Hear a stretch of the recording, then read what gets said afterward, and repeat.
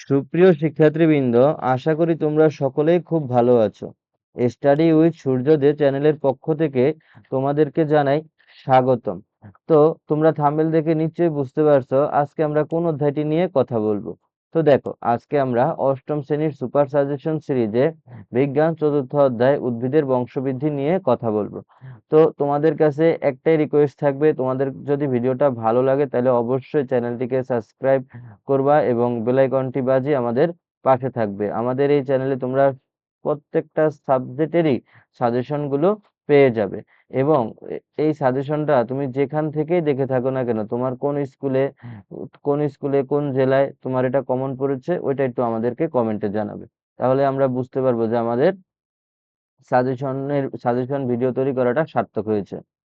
ঠিক আছে, এর বাইরে যদি সাজেশনের বাইরে আশা করি কিছু আসার কথা নয়। যদি কিছু আসে ওই প্রশ্নগুলো তোমরা চাইলে ওই অধ্যায় যে অধ্যায় থেকে আসছে ওই অধ্যায় থেকে যেই প্রশ্নটা আমার সাজেশনের বাইরে আসছে ওইটা একটু তুমি আমাকে চাইলে একটু কমেন্ট করে দিতে পারো, তাহলে আমরা পরবর্তী ভিডিওর সময় ওই প্রশ্নগুলো একটু অ্যাড করে নিব।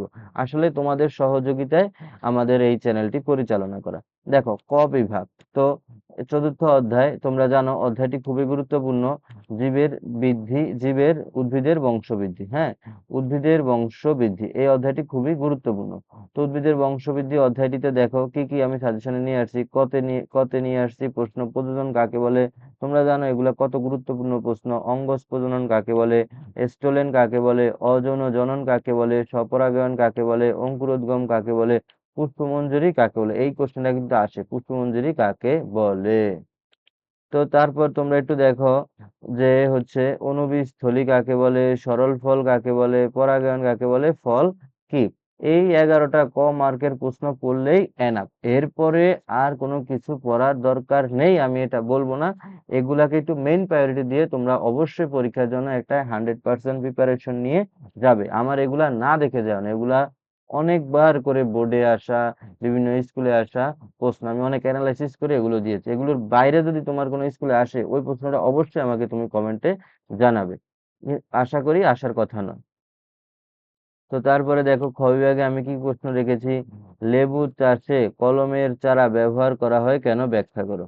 কলম তোমরা জানো কিভাবে করা হয়, এখন লেবু চাষে কেন এটা ব্যবহার করা হয় এটা একটু তোমরা ব্যাখ্যা করবা। ঢেঁড়স কোন ধরনের ফল, তোমরা জানো এই অধ্যায় থেকে এগুলা কোশ্চেন খুব আসে এক্সাম্পল দিয়ে। কচু গাছের প্রজনন কিভাবে সম্পন্ন করে, আনারস একটি যৌগিক ফল।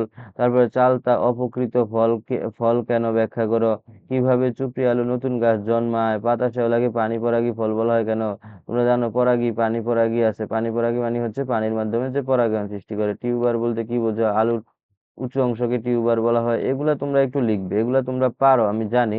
তাও আমি একটু সাজেশন গুলো দেওয়ার কারণ হচ্ছে পরীক্ষার আগে রাতে অন্তপক্ষে এগুলাকে একটু বেশি গুরুত্ব দিয়ে তোমরা পড়বে। সরল ফল বলতে কি বুঝো, স্বপরাগায়ন পরপরাগায়নের পার্থক্য। এটা কিন্তু খুবই খুবই গুরুত্বপূর্ণ ভাইয়ারা, পুরা এটা খুবই খুবই গুরুত্বপূর্ণ। এটা তোমরা অবশ্যই অবশ্যই পড়ে যাবে। তারপর দেখো, গুচ্ছ ও যৌগিক ফল বলতে কি বোঝো, মানে গুচ্ছ ফল বলতে কি বোঝো, যৌগিক ফল বলতে কি বোঝো, এগুলা কিন্তু আসবেই। এগুলা আসবেই, জোর করে বলা যায় ভাইয়া, এগুলা খুব গুরুত্বপূর্ণ প্রশ্ন। তো দেখো, সৃজনশীল সহায়ক প্রশ্ন, নিষেকের প্রক্রিয়াটি বর্ণনা করো। এটা আসেই, নিষেকের প্রক্রিয়াটি বর্ণনা করো, এটা আসেই, এটা অবশ্যই অবশ্যই আসবে। পুংস্তবকের পরাগধানী, স্ত্রী স্তবকের গর্ভমুণ্ডে কাজের বর্ণনা করো। এটা তোমরা জানো এটা কিসের কাজ আমি বলতে যাচ্ছি। পুংস্তবক থেকে পরাগধানীটা স্ত্রী স্তবকের গর্ভমুণ্ডে পড়ার পর যে বীজ বা ফল উৎপন্ন হয় সেটি।